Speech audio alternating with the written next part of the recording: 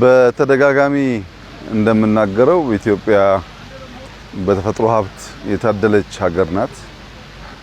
ቢሰራባቸው በዓለም እያየን ከምንደነቅባቸው ስፍራዎች በእጅጉን የላቁ ውበት ያላቸው ከባቢዎች በሁሉም የኢትዮጵያ ጫፍ አለ።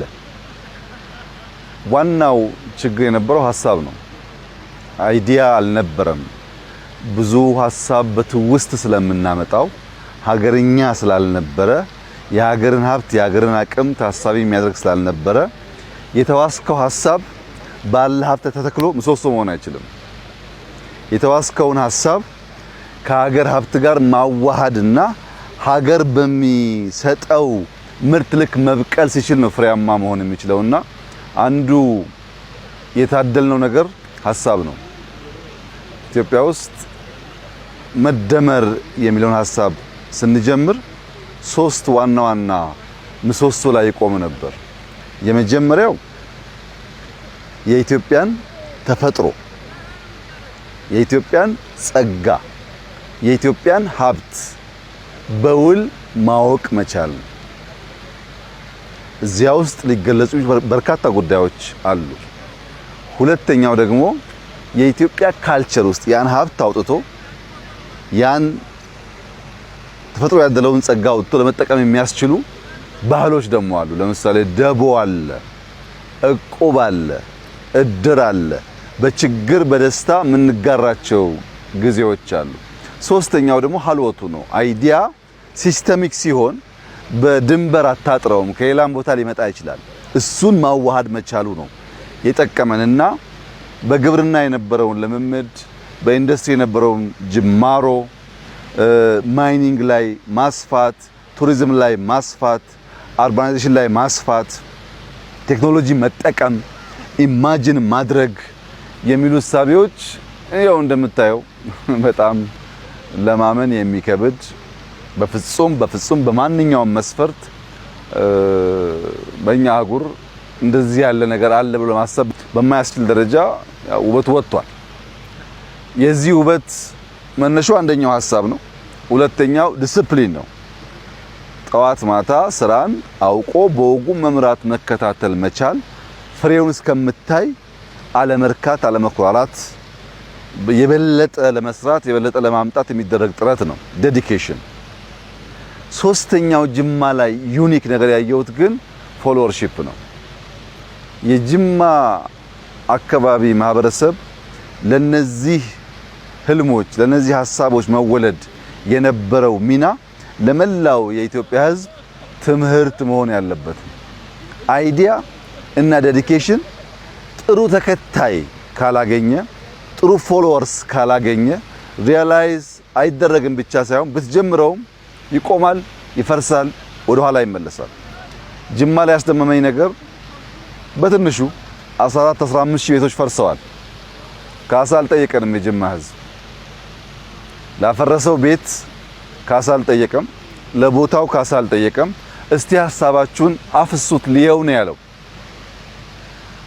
መቃብር ከ1000 በላይ መቃብር ቦታ አንስተዋል፣ መስጂድ አንስተዋል።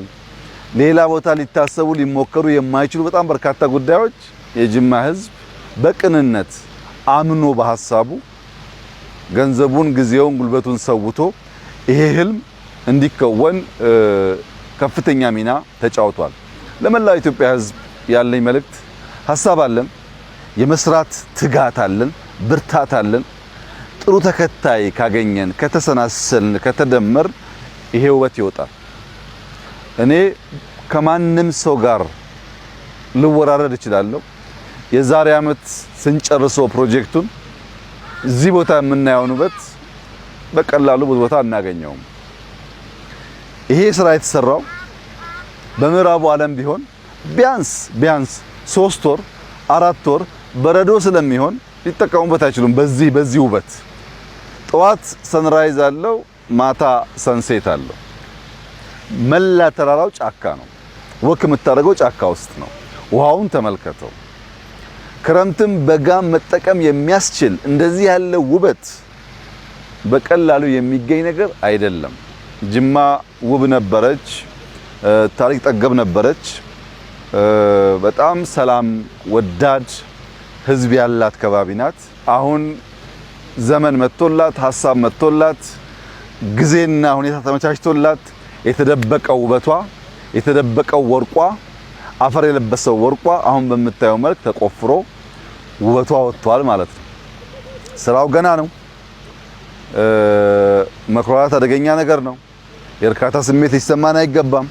በርትተን በዚሁ መንገድ 2-3 አመት ከሰራን ግን ምንም ጥርጥር የለውም ውበት ያለው ሊታይ ሰው መጥቶ ጭንቀቱን ስትረሱን ሊያራግፍበት የሚችል በከፍተኛ ደረጃ ግራውንድድ የሚያደርግ ስክን የሚያደርግ ደስታን ሊያመነጭ የሚችል ሀብትና ሁኔታ ተፈጥሯል። ይሄንን ስራ አጠናክረን እንቀጥላለን። የጅማ ህዝብ አስደማሚ ለማመን የሚከብድ ኮሚትመንት አሳይቷል። ለዚህ በጣም ማመስገን እወዳለሁ። ግን ስራው ገና ነው። ገና ስለሆነ ጨከን ማለት አለብን። መልካም ነገር ጥሩ ነገር እንዲሁ በዋዛ አይመጣም። የትም ዓለም ያየነው መልካም ነገር በብዙ ስቃይ የተወለደ ነው። ለምሳሌ አሜሪካ ነገር የምናየው በጣም የሚያማምሩ ከተሞች ብዙ ጥቁር አፍሪካውያን ላባቸውን ደማቸውን ገብረው የሰሩት ነው።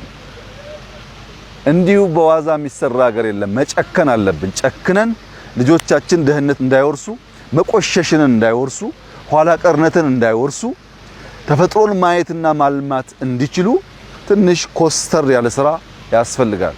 ጅማ ላይ ያደረግነው እሱ ነው። ፍሬው እንደሚታየው እንደዛ ነው። ይህ ስራ ብዙ ቦታ መደገም አለበት። አርባ ምንጭ ከፍተኛ ፖቴንሻል አለው እንደ ጅማ። ባህር ዳር ከፍተኛ ፖቴንሻል አለው።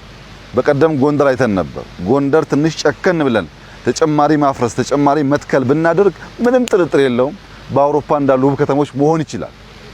በጣም ብዙ ጥሩ ስራ ተሰርቷል።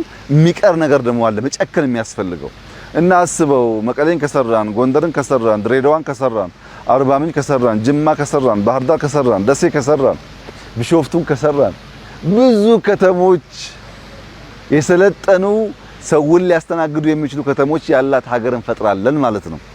ጥቂት አመት ነው ስራ ከጀመር በጥቂት አመት ይሄንን ማድረግ ከቻል ሌላ ጥቂት አመት ደግሞ እንዳሁኑ ሳንባላ ሳንጓተት ብናክልበት ምንም ጥርጥር የለው የተሻለ ነገር መፍጠር ይቻላል። ያው ጅማ እንዳያችሁት የአባጅፋር ቤተመንግስት ለ100 ምናምን አመት የነበረ ቤተመንግስት ተደብቆ የነበረ ቤተመንግስት ነው። አባጅፋር በጣም ዋይስ ሰው ነበሩ። ለዜጎቻቸው እና ለተፈጥሮ ግድ ያላቸው ሰው ነበሩ። ተፈጥሮን ጠብቀዋል። ውጊያ እንዳይፈጠር ከፍተኛ ዋጋ ከፍለዋል። አካባቢያቸው እንዳማረ ለልጆቻቸው እንዲሸጋገር ስራ ሰርተዋል። ዜጎቻቸው ከዚህ ወጥተው ወደ ሀጅ እንኳን ሲሄዱ በሆቴል እንዳይቸገሩ ሰው እንዳያስቸግሩ ህንጻ ገንብተውላቸዋል። በንግድ በጣም የታወቁ ሰው ነበሩ። ዝባድ የጥሪኝ ቡና በመሸጥ ይታወቃሉ። ብዙ ሀብት ከውጭ እያመጡ እጣን እየሸጡ ቅመማ እየሸጡ ቡና እየሸጡ በዚህ ሀብት ደግሞ ሀገር የገነቡ ሰው ነበሩ። አሁን ልጆቻቸው ስራ ጀምረዋል። ይቀጥላል። ይሄ ጉዳይ እንደ ሐሳብ እንደ ህልም ብዙዎች ተቀብለውት መስራት ከቻሉ ኢትዮጵያ ውስጥ 10-15 ከተሞች መፍጠር ከቻል ህዝባችን እያደገ ስለሆነ ሁሉም ቦታ ዲግኒፋይድ ላይፍ ኳሊቲ ላይፍ እንዲፈጠር ማድረግ ይቻላል። ያም የሆነው ግን ሐሳብ የሌለን ሰዎች ዝም ብለን የባጤ ቆጡን ከምናወራ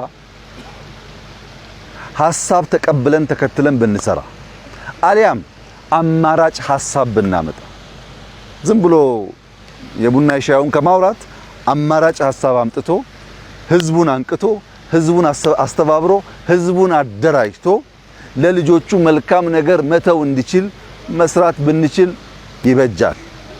የሚሻለው እሱ ነው። እኛ በቃል ተናግረናል፣ በጽሁፍ አስቀምጠናል፣ በስራ አሳይተናል።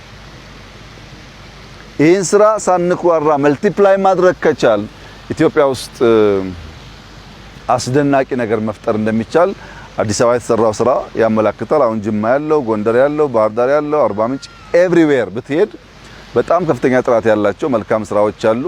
አይናችን ተገልጦ እናያለን፣ እናስባለን፣ አይዲያችንን እናስቀምጣለን።